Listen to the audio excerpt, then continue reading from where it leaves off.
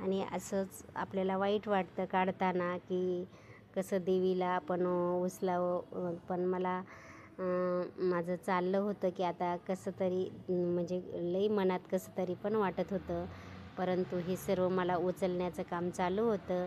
आणि तुम्ही पाहू शकता ज्यावेळेस आपण देवपूजा मांडतो त्यावेळेस किती छान असं वाटतं आणि तीच आपण जागा देवपूजा उचलल्यावर कशी वाटते हे तुम्हाला लगेच दिसणारच आहे. तर हे पाहू शकता तुम्ही. आता हा मुकुट मी एकदम छान असा पोपरी उचलला आणि त्या स्टँड जे कडी होती त्या नारळावरची कलशावरची तीसुद्धा मी ह्या वर्षी घेतली होती. तिने तर माझं काम खूपच आसान झालं होतं. कारण जेव्हा दागिने वगैरे आपण देवी आईला वेअर करतो त्यावेळेस असे पोपरी बसले होते आणि गजरे वगैरे सर्व काही छान असे बसले होते या कडीमुळे. पण कारण ह्या कडीने पण मला एक मात्र खूप मोठं प्रॉब्लेम आला होता की दोन्ही वेळा माझे नारळ मात्र बसत नव्हते. कारण वेळेस मी नारळ आमच्या मम्मीच्या घरून आणला होता आणि तो नारळ थोडासा वाकडा बसत होता आणि तो वल्ला नारळ होता आणि मला वाटले येऊन जाईन.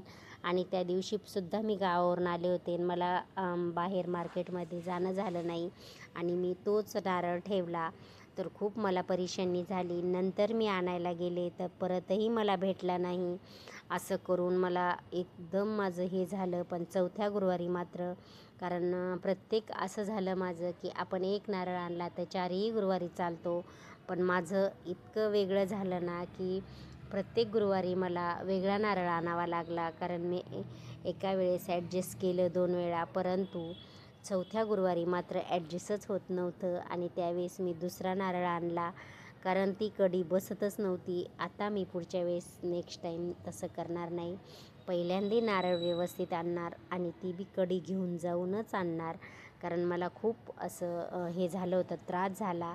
आणि तुम्ही पाहू शकता मी ते जी कुटायचं आहे ते मांडलं होतं. कारण स्टीलचा डब्बाही बसत नव्हता आणि कारण पहिल्या गुरुवारी मला खूप सारा प्रॉब्लेम आला आणि त्यामुळे तो डब्बाही बसत नव्हता. आणि जर तो डब्बा बसला तर साडीची हाईट व्यवस्थित येत नव्हती आणि म्हणजे माझ्याकडे जास्त मोठा आणि जास्त छोटा असं बी नव्हतं लागत. मीडियम कळशी लागत होती आणि ती नव्हती माझ्याकडे आणि त्यामुळेच मला खूप त्रास झाला. परंतु नेक्स्ट टाईम मी अगोदरच माझी पूर्ण तयारी करून ठेवेन.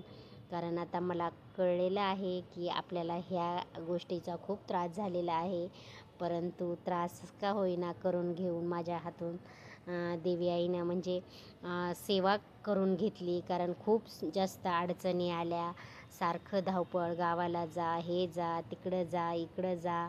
असं मागच्या वेळेस नव्हतं झालं तसं, पण ह्यावेळेस खूप मला त्रास झाला. परंतु मी तरीही त्या ह्याने सर्व माझे गुरुवार पार पाडलेले आहेत आणि सर्व गुरुवांची मी सेवा माझ्या हातून झालेली आहे.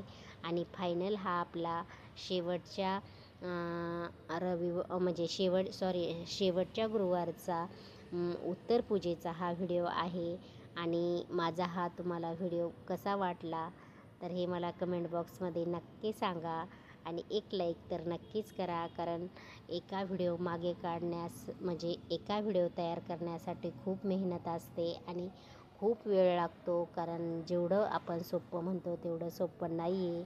मला वाटत होतं की खूप सोपं काम असेल परंतु खूप प्रत्येक क्षेत्रामध्ये टेन्शनच आहे आणि खरंच खूपच अवघड आहे. परंतु आता सुरुवात केली तर मागे नाही हटायचं. देव आपल्याला कोणत्याही क्षेत्रामध्ये तसंच असतं. तर पाहू शकता छान असा आपल्या देवीचा मुकुट मी अशा जशी पॅकिंग आली होती तशीच पॅकिंग करून ठेवणार आहे. कारण सर्व स्टोनवर्क असल्यामुळे हे स्टोन खराब होतील. त्यासाठी आपल्याला हिला कॅरी बॅगमध्येच ठेवावे लागेल.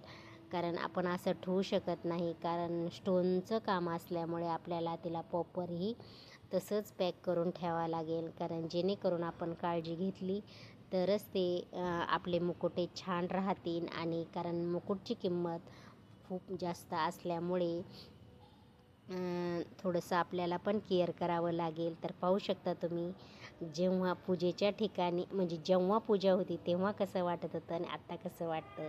चला तर मग बाय. नेक्स्ट भेटूया पुढच्या व्हिडिओमध्ये. तोपर्यंत बाय. काही चुकलं असेल तर माफी.